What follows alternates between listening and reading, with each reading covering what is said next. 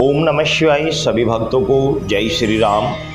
आज का विषय है कि यदि आपके पास दिव्य शक्ति है या कोई दिव्य शक्ति आ रही है, आप किसी भी देवता की पूजा या साधना कर रहे हैं, नॉर्मल चाहे नॉर्मल पूजा ही कर रहे हैं, किंतु आपके पास उस देवता का कुछ अंश, कोई शक्ति आपको प्राप्त हो रही है, कुछ एनर्जी, पॉजिटिव एनर्जी आपको मिल रही है, तो आप शरीर के माध्यम से कैसे पता करेंगे शरीर से कि हमें शरीर पर उसकी क्या गतिविधि होगी। तो इस विषय में मैं आज आपको बताऊंगा। ये मेरे खुद के एक्सपीरियंस है, मैं किसी से सुनकर या किसी कहीं पर पढ़कर आपको नहीं बता रहा हूँ। देखो, जब भी ऐसी कुछ पॉजिटिव एनर्जी आपके साथ जुड़ेगी, ईश्वर की कोई पॉजिटिव शक्ति आपके साथ जुड़ेगी, ईश्वर आपको कोई शक्ति देना चाहते हैं, तो आपको जब भी आप कहीं पर भी बैठे हुए ईश्वर का ध्यान करेंगे, अपने इष्ट का ध्यान करेंगे जो आपका इष्ट है, या उस शक्ति को याद करेंगे जिस शक्ति की आप साधना या आराधना कर रहे हैं या पूजा कर रहे हैं, तो आपका शरीर, वेरी इंपॉर्टेंट चीज़ है, ध्यान से समझ लेना, आपका ये शरीर, ये जो हिस्से होते हैं, कंधे जो होते हैं, ये आपको ऐसा लगेगा जैसे कि मेरे कांधों के ऊपर 1 कुंटल वजन रख दिया गया हो। आपका शरीर इतना भारी लगेगा, ये कंधे इतने भारी होंगे, इतने भारी लगेगा, ज़बरदस्त तरीके से भारी लगेगा। और हो सकता है कि आपकी रीढ़ की हड्डी के अंदर हल्का हल्का दर्द भी महसूस दे, या कमर में हल्का हल्का दर्द भी महसूस दे, क्योंकि एक दबाव बनता है। जब कोई शक्ति या कोई भी पॉजिटिव एनर्जी अपने पास होती है तो उसका एक दबाव बनता है, शरीर के ऊपर एक पॉजिटिव सा दबाव बनता है। ऐसा लगता है जैसे बहुत सारा वजन धर दिया गया हो, और पीछे कमर की हड्डी में हल्का हल्का दर्द महसूस देता है। ये जब भी आप ध्यान लगाएंगे तो आपको तुरंत महसूस देगा। तो आप समझ लेना कि हमारे साथ पॉजिटिव एनर्जी है जो हमारे पास पूर्ण रूप से आने के लिए तैयार है, कोशिश कर रही है कि पूर्ण रूप से मैं इसके पास आ जाऊं, किंतु हमारी कुछ गलतियों के कारण वो सामने नहीं आ पा रही हैं। वो गलतियां क्या होती हैं, मैं आपको वो भी बता दे रहा हूं। वो गलतियां ऐसी होती हैं कि जैसे कि ऐसी स्थिति में, खासकर जब आदमी भक्त अच्छी तरीके से भक्ति लाइन पर आगे बढ़ रहा हो, कोई पॉजिटिव एनर्जी उसके साथ जुड़ने के संपर्क में लग रही हो, जुड़ने की संभावना पूरी बन रही हो, कोई ईश्वर ने, किसी देवता ने, किसी इष्ट ने कोई शक्ति, पॉजिटिव एनर्जी उसे दे भी हो, कोई अंश दिया हुआ हो, तो उस समय खासकर क्या होता है, जब मनुष्य का ध्यान, भक्त का ध्यान अच्छी प्रकार से लगने लगता है, ईश्वर के प्रति जब ध्यान उसका केंद्रित होने लगता है, तो शरीर में ऊर्जा का संचार जब होता है, तो खासकर एक सबसे बड़ी समस्या आती है, वो आती है ब्रह्मचार्य की। भक्त कामासक्त ज्यादा होता है, काम की तरफ ज्यादा भागता है, क्योंकि उस समय ये ऊर्जा है, जो ऊर्जा है ये कहीं ना कहीं से तो शरीर के अंदर से निकलेगी।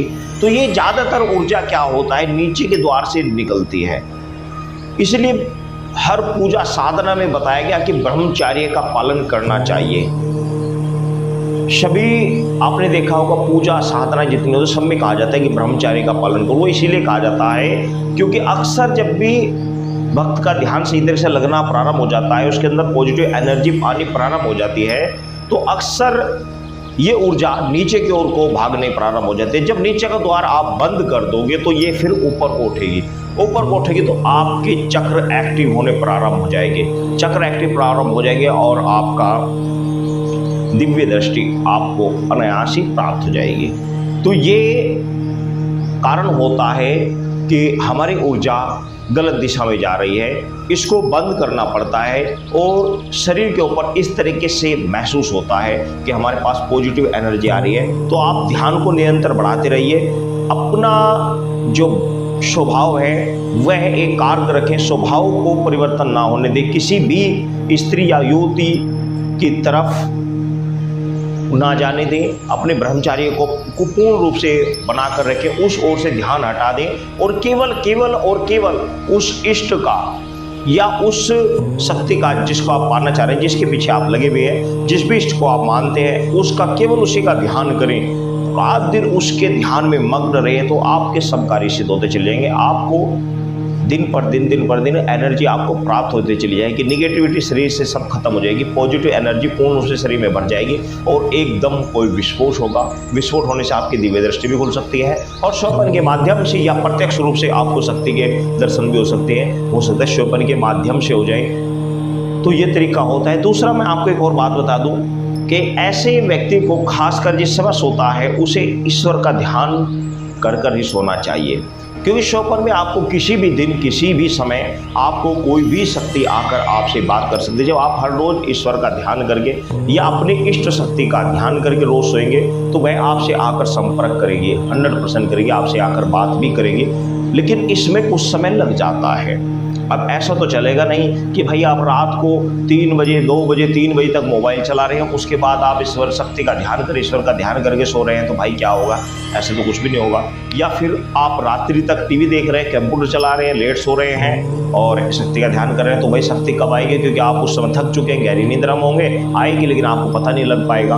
दूसरी बात, आप व्यसन करके सो रहे हैं, भांग धतूरा दारू का मांस मंदिर का भक्षण कर या फिर स्त्री के साथ सत्संग करके सो रहे हैं, तो भी फिर कहाँ से आपको कोई शक्ति, ईश्वर की कोई शक्ति आपको अनुभूत होगी? हो ही नहीं सकती, क्योंकि अक्सर शक्तियों के माध्यम से भाई क्या आप तक किस प्रकार की शक्ति आपके आपके पास हनुमान जी की शक्ति है और आप गलत चीज़ों का प्रयोग कर रहे हैं तो आपके पास कहाँ से आ जाएगी?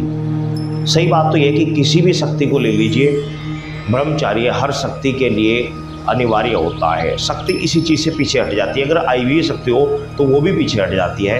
ब्रह्मचार्य इस चीज़ में पूर्ण रूप से बहुत ज़्यादा जरूरी होता है। जो ग्रस्त व्यक्ति होते हैं उनके लिए एक समय निर्धारित होता है, उस समय के साथ वे अपने साथी के साथ रह सकते हैं। बाकी अदरवाइज उन्हें गृहस्थी में रहते हुए भी ब्रह्मचार्य का काफ़ी हद तक पालन करना होता है, क्योंकि अगर हम नीचे को स्रोत चालू रखेंगे तो ऊर्जा सारी नीचे को निकलती रहेगी, शरीर में एकत्रित रहेगी। जब एकत्रित नहीं होगी तो आपकी जो शरीर की जो अंदर आपकी शक्ति आ रही है वो पूर्ण रूप से खुलकर नहीं सामने आएगी, तो आप वहीं पर अटके रह जाओगे।